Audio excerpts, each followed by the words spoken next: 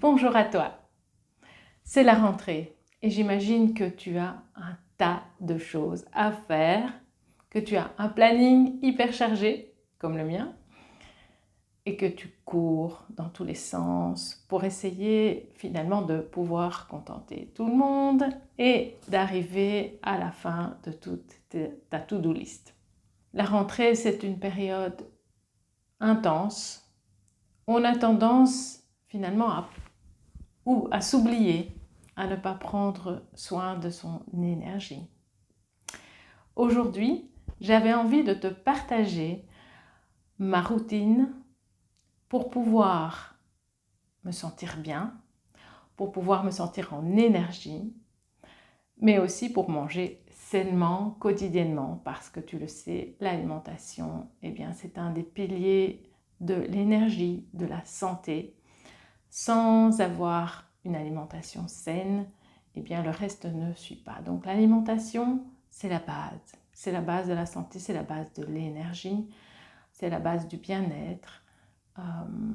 C'est en quelque sorte quelque chose par lequel tu dois commencer pour pouvoir bien assumer ta vie.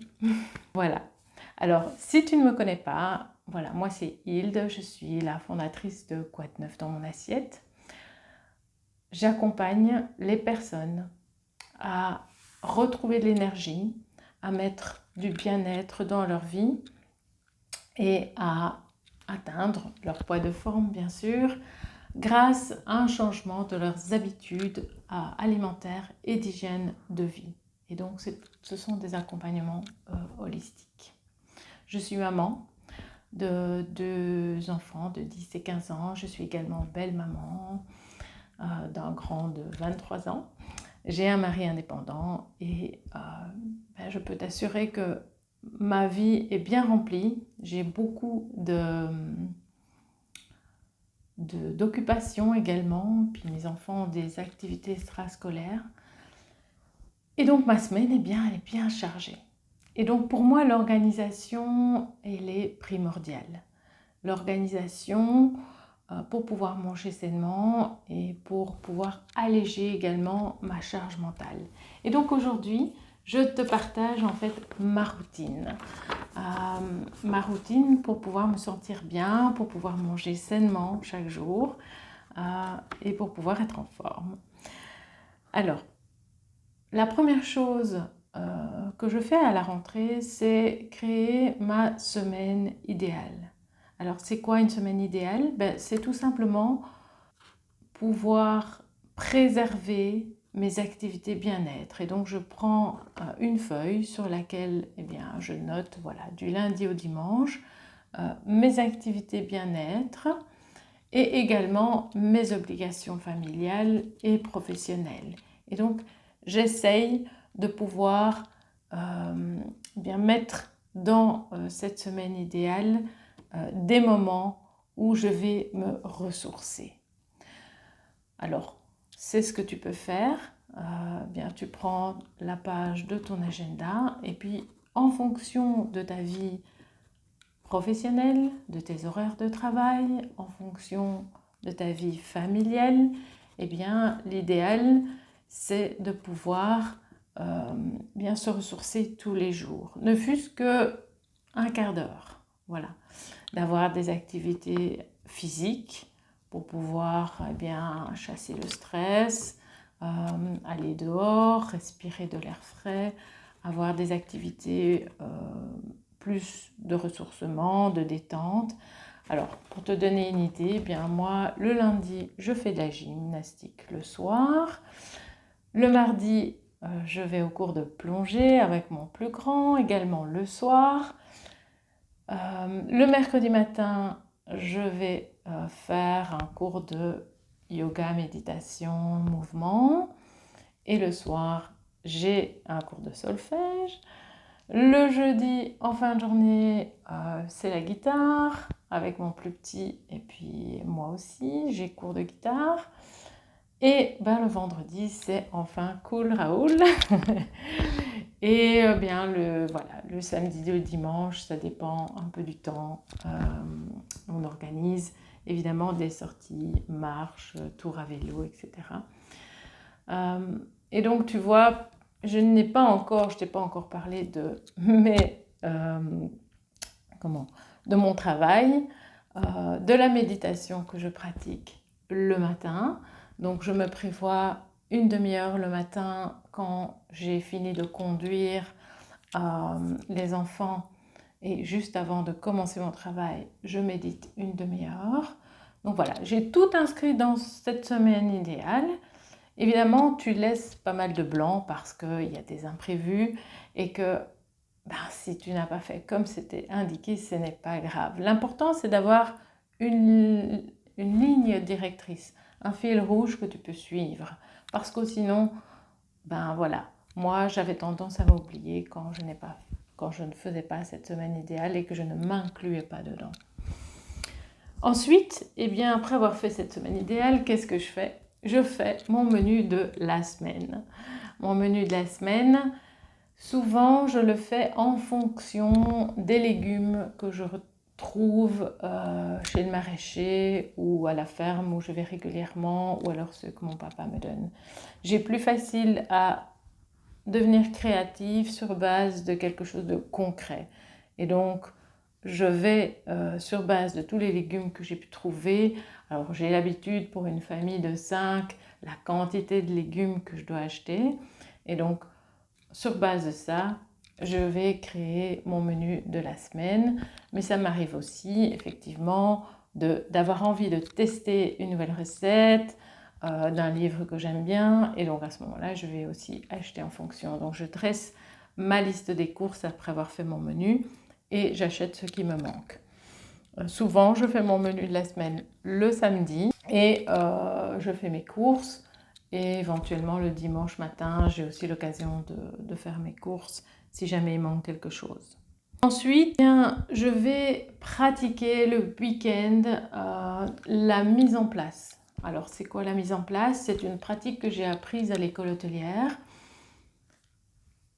Ça permet en fait de prendre l'avance sur les repas de la semaine.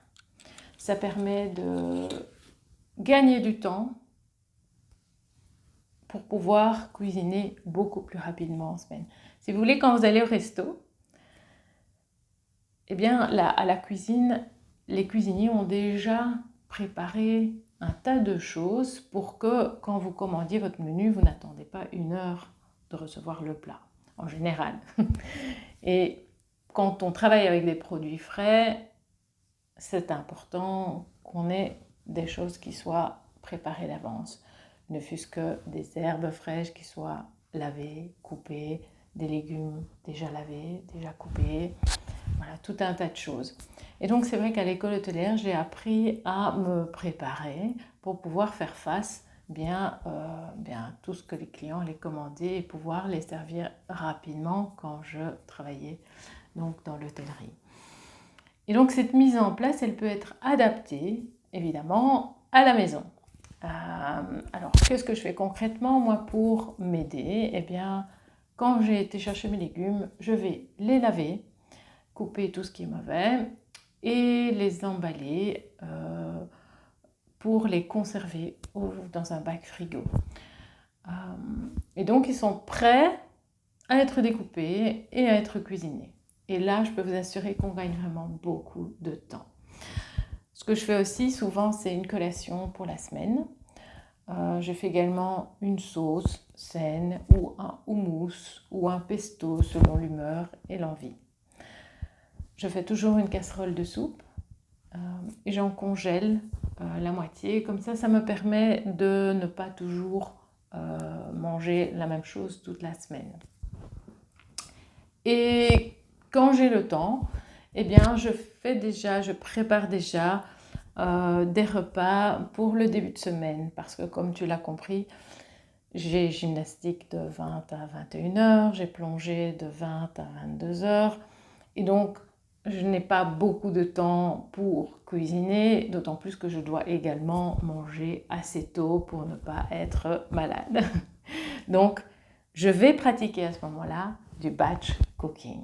Alors, ma version du batch cooking saine, bien sûr, que tu peux retrouver dans l'e-book qui est offert sur mon site, parce que voilà, au départ, je n'étais pas une adepte du batch cooking pour certaines raisons, et ensuite je l'ai adapté à ma sauce pour qu'il puisse toujours apporter ce dont j'ai besoin, des vitamines, des minéraux, des micronutriments, etc.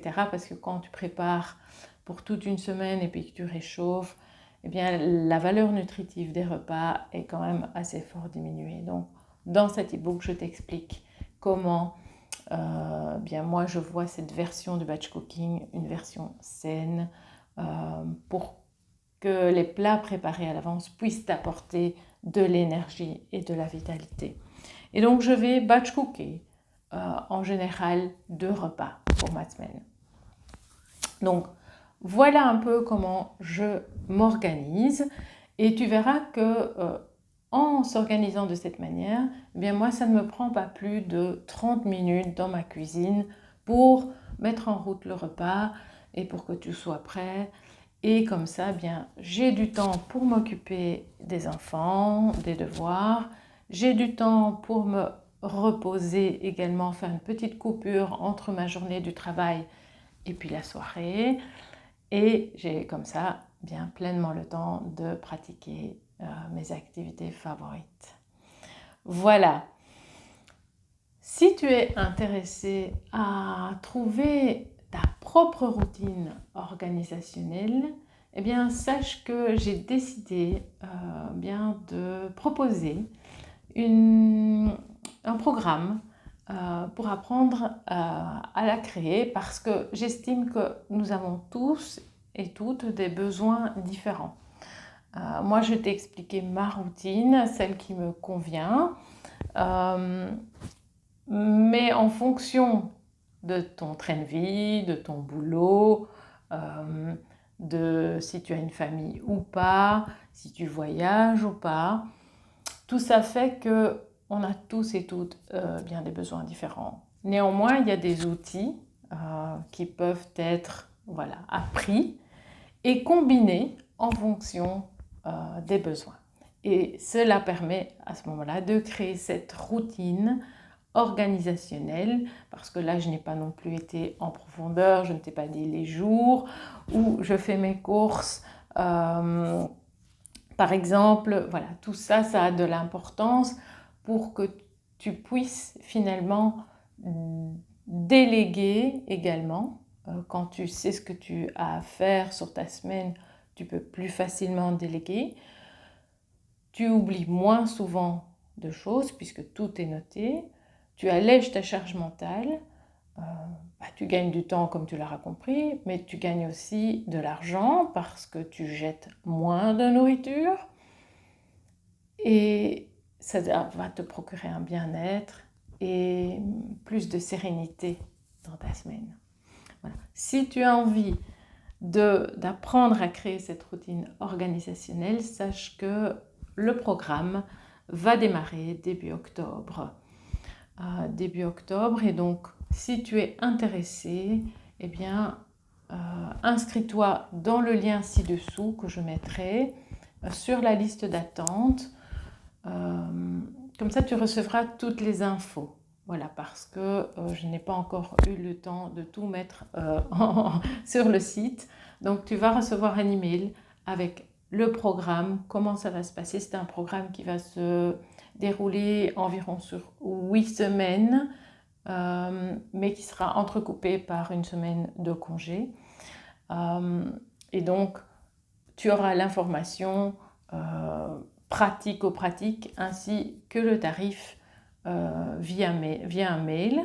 Et ensuite, tu prendras ta décision et tu verras si c'est le bon moment pour toi ou pas de suivre ce programme pour apprendre à créer cette routine organisationnelle qui va te permettre d'alléger cette charge mentale, te sentir mieux, mais surtout aussi faire le plein d'énergie en cette rentrée et pour la suite évidemment, parce qu'une fois que cette routine est mise en place et que tu as appris comment la faire, tu peux l'adapter à chaque moment de ta vie, quand évidemment les choses changent pour toi, pour ta famille.